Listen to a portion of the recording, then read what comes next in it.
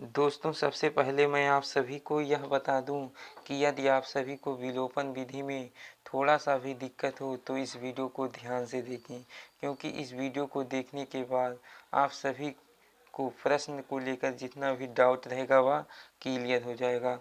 तो प्रश्न 2 प्रकार से पूछा जाता है। पहला प्रकार तो यह है, निम्न रैखिक समीकरण युग्म को हल कीजिए। यह ऐसा भी कह सकता है कि एक्स वाई का मान ज्ञात कीजिए। इसमें एक्स और वाई हैं और यह बता दें कि ये जो इस प्रकार से दिख रहा है 2x + y = 4, इसे हम रैखिक समीकरण कहते हैं। या तो ऐसे कह सकता है कि निम्न दिए गए रैखिक समीकरण युग्म को हल करके एक्स और वाई का मान ज्ञात कीजिए। तो इस प्रकार से भी क्वेश्चन बन सकता है। यहाँ पर मैंने 2 क्वेश्चन को लिया है, आप देख सकते हैं। इस प्रकार से 2 क्वेश्चन को लेकर सही जो कॉन्सेप्ट है, सारे जो डाउट हैं वो क्लियर हो जाएंगे ये 2 क्वेश्चन की सहायता से। तो चलिए सबसे पहले हम इस पहले वाले क्वेश्चन को सॉल्व करेंगे। इसे सॉल्व करने के लिए आप सभी को सबसे पहले यहाँ पर लिखना पड़ेगा हल। इसके बाद क्या करना पड़ेगा, इसको एक बार आप उतार दीजिए। 2x + y = 4, 5x - 2y = 1। इसके बाद इसे समीकरण आप 1 मान लीजिए और इसे समीकरण 2 मान लीजिए। इस प्रकार से इसे 1 मान लीजिए और इसे 2 मान लीजिए। इसके बाद अगला स्टेप होता है कि ये जो पहला x के गुणे में, ये जो गुणे में 2 है ये बराबर होना चाहिए, नीचे और ऊपर का बराबर होना चाहिए। यानी कि समीकरण में x या तो x को आप बराबर कीजिए या तो y को बराबर कीजिए। यहाँ पर आप देख सकते हैं ये 2x है और यहाँ पर ये 5x है, जो कि बराबर नहीं है और ये कट भी नहीं सकता, इसलिए हम इसे बराबर करेंगे। तो कैसे बराबर करेंगे, ये 5x है तो 5x हम 5 से गुणा समीकरण 1 में कर देंगे और 2 से गुणा समीकरण 2 में कर देंगे, तो यह समीकरण बराबर हो जाएगा और एक नया समीकरण प्राप्त होगा। तो चलिए कर देते हैं। यहाँ पर लिखेंगे समीकरण 1 में 5 से तथा समीकरण 2 में 2 से गुणा करने पर इतना लिख देंगे। इसके बाद इसके नीचे हम गुणा करा देंगे। तो चलिए समीकरण 1 में हम 5 से गुणा करते हैं। तो जब 5 से गुणा करेंगे तो 5 दूना 10, x + 5y = 520। यहाँ पर भी गुणा हो जाएगा, यानी कि इस पूरे समीकरण में गुणा हो जाएगा। अब ये समीकरण 1 था तो हम इसे 3 बना देते हैं और इसमें किससे गुणा करेंगे, इसमें 2 से गुणा करेंगे। यहाँ पर हमने लिखा है 2 से गुणा करने पर।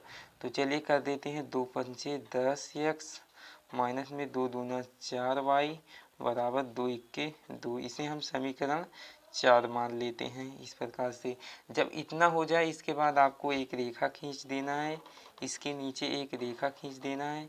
इसके बाद आपको देखना है कि यहाँ पर क्या है, यहाँ पर कौन सा सिंबल है, यानी कि कौन सा चिन्ह है। तो आप सभी जानते हैं यदि कोई भी नंबर लिखा रहे उसके सामने यदि कोई निशान ना रहे, चिन्ह ना रहे, तो उसे हम जानते हैं कि यह प्लस है। तो ये भी प्लस है और ये भी प्लस है। तो ये जब प्लस है तो यहाँ पर हम माइनस लिख देंगे, यानी कि यहाँ पर लिखेंगे रीजन क्या करने पर, यहाँ पर लिखेंगे कि घटाने पर। तो जब घटाने पर लिखेंगे तो घटाव का निशान लगाएंगे, वो भी इस चिन्ह को देखकर लगाया जाता है। यदि यहाँ पर प्लस है तो यहाँ पर माइनस लगाएंगे, यहाँ पर प्लस है और यहाँ पर माइनस है तो इस माइनस के नीचे हम प्लस का निशान दे देंगे। इसके बाद यहाँ पर माइनस का निशान दे देंगे। इसके बाद क्या करेंगे, ये यहाँ पर आप देख सकते हैं ये प्लस है और ये माइनस है, तो ये आसानी से कट जाएगा। इसी प्रोसेस को, इसी स्टेप को फॉलो करने के लिए हम गुणा कराते हैं ताकि एक यक्स कट जाए। या तो यक्स को काटिए या तो वाई को काटिए, बराबर करने पर बराबर करके आप काट सकते हैं। तो यहाँ पर आप देख सकते हैं ये कट गया है और यहाँ पर क्या है 5y ऊपर प्लस में है और नीचे भी प्लस में है 4y। एकदम ऊपर और एकदम नीचे से तुलना करते हैं तो 5y में 4y जोड़ेंगे तो 9y आ जाएगा। तो 9y को इस प्रकार से लिख देंगे और बराबर लगा करके हम यहाँ पर देखेंगे, यहाँ पर हम देखेंगे कि यहाँ पर कौन सा निशान है। तो यहाँ पर आप देख सकते हैं ये प्लस का निशान है। तो ज़्यादा में से घटाएंगे, ज़्यादा वाले का निशान लगाएंगे तो 20 में से -2 घटाएंगे तो कितना आ जाएगा, 18 आ जाएगा। इसके बाद क्या करेंगे, इस y को बराबर लिख देंगे, y बराबर लिख देंगे। ये गुणे में है तो गुणे का पक्षांतर क्या होता है, भाग हो जाता है। तो 18 बटे में 9 हो जाएगा और 9 से काट देंगे 18 को, 9 के 9, 9 दूना में 18। तो y का मान कितना प्राप्त हुआ, 2। अब इस y बराबर 2 का मान हम समीकरण 1 या 2 में रख देंगे। तो चलिए समीकरण 1 में रख देते हैं। तो उसके लिए कंडीशन लिखना पड़ेगा। तो यहाँ पर लिखेंगे y का मान समीकरण 1 में रखने पर, तो चलिए रख देते हैं। समीकरण 1 क्या है, यहाँ पर आप देख सकते हैं 2x प्लस y बराबर 4 है। तो यहाँ पर वही लिख लेंगे 2x प्लस y बराबर 4।